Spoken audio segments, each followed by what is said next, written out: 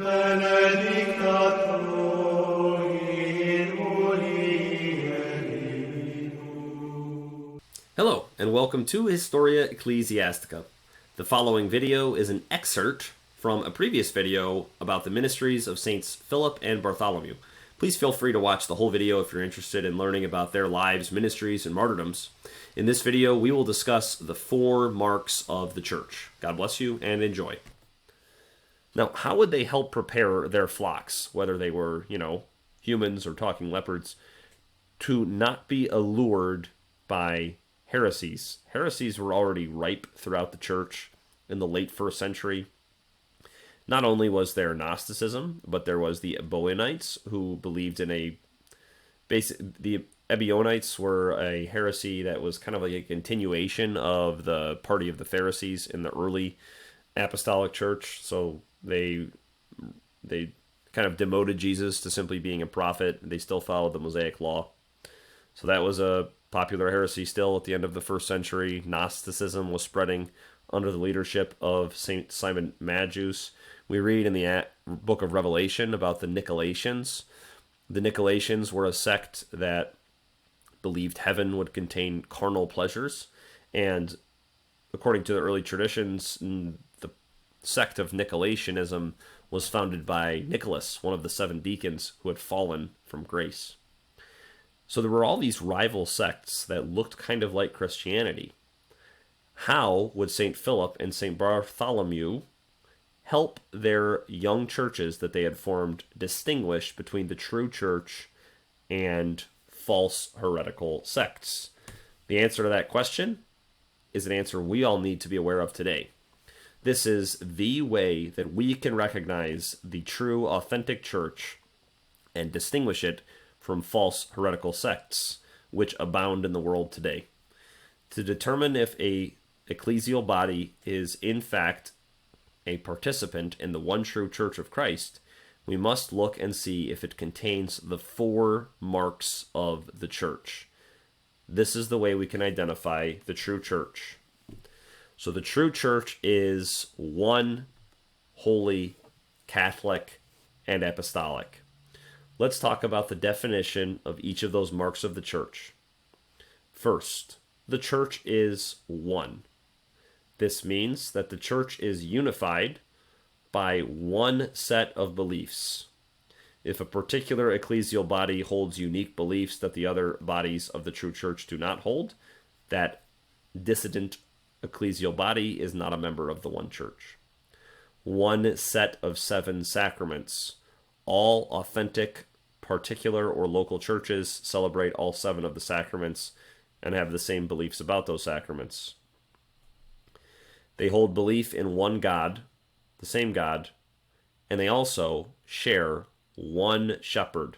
So all authentic local churches are unified by having one shepherd overseeing all of them. Consider how united would the United States of America be if all states did not look to one president as the leader of those states. There could be unity in values. There could be unity in governing structures. There could be unity in the law codes of the various states. But in the early years of the United States, the human institution of the United States recognized that the lack of a single leader prevented there from being like substantial unity between the states. And so the Articles of Confederation were replaced by the Constitution, which established a single president to establish unity in our country. And it took the humans who formed our country only about 10 years to recognize there was a need for a single leader. But God didn't take that long. And so when Jesus was founding his perfect society of the church, he knew there had to be one human leader of the entire body in order to establish unity between all the bodies, because ultimately the buck has to stop somewhere. Obviously, it stops with God, but practically speaking, the governance of this perfect society had to have an ultimate authority that all could agree to look upon as the leader. And that's the reason for the establishment of the papacy. The second mark of the church is that the church is holy. The church is holy because the Holy Spirit is holy, and each of its members were washed in the holy blood of Christ. This does not mean that each member of each local church is holy. It is possible for there to be unholy members, for there to be sinners who are members of the church, and that is the norm. However, the church as a whole is holy, and before God, the church is spotless and pure. And each member who dies in communion with the church will be purified completely and will ultimately, ultimately, metaphysically, we will be holy for all of eternity, even if in this passing state, members of the church are unholy. Our eternal destiny is to be holy. The church is Catholic, which many know is katholikos is Greek for universal. So this means a few things. It's universal or comprehensive or complete. The true church does invite everyone. Every single human person is invited into the saving waters of baptism, and we should reflect that invitation in the way we treat others. We should be willing to invite others to receive holy baptism. Being inviting does not mean affirming others' sins, but it does mean loving others and at some point inviting them to accomplish and accept unity with the church. So the church invites everyone, and also all the local churches are unified throughout the whole world. As we talked about, that unity is pragmatically established through the papacy.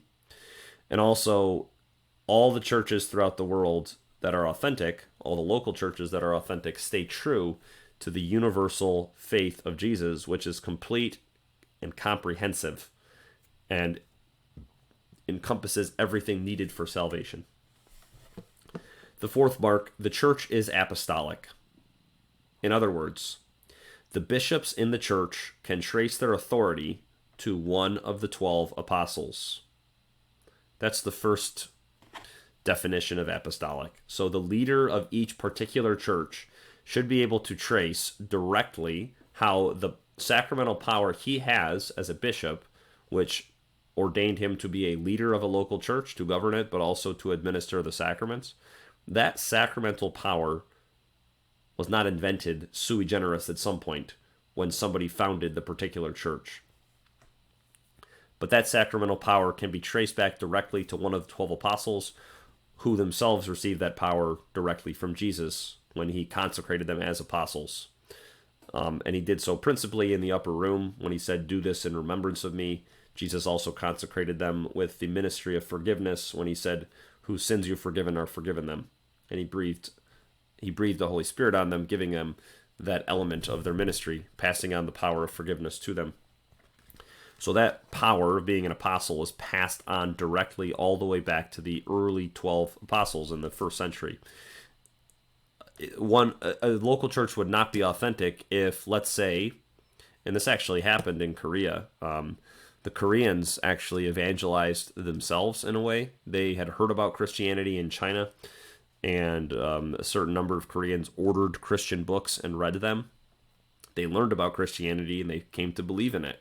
And so they formed a community simply by the influence of the Holy Spirit. But it wasn't an authentic local church yet.